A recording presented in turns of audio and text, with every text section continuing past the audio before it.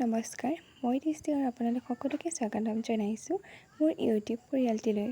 আৰু আজি মই কাটিং আৰু চিলাই ৰিলেটেড অন্য এটি ভিডিঅ' আপোনালোকলৈ আগবঢ়াইছোঁ।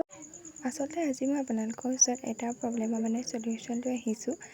কি হয়, কেতিয়াবা আমি যেতিয়া কাপোৰ চিলাই থকা অৱস্থাতে ওপৰৰ চিলাইটো বেয়া হ'বলৈ ধৰে, তেতিয়া কি হয় জানেনে, মই যে দেখাই আহিছোঁ ভিডিঅ'ত, আমাৰ হয়তো ববিন কেছটোৰ যিটো স্ক্ৰু বা নট বুলি ক'ব পাৰোঁ আমি, সেই বস্তুটো কি হয়, যেতিয়া ঢিলা হৈ থাকে বেছি বা টাইট হৈ থাকে বেছি, তেতিয়া চিলাইটো বেয়া হয়। আপোনালোকে কি কৰিব, যদি টাইট হৈ থাকে তেতিয়া স্ক্ৰুটো অলপ জোখত ৰাখি পেলাই ঢিলা কৰি দিব, আৰু যদি ঢিলা হৈ থাকে বেছি তেতিয়া আপোনালোকে কি কৰিব, টাইট কৰি দিব।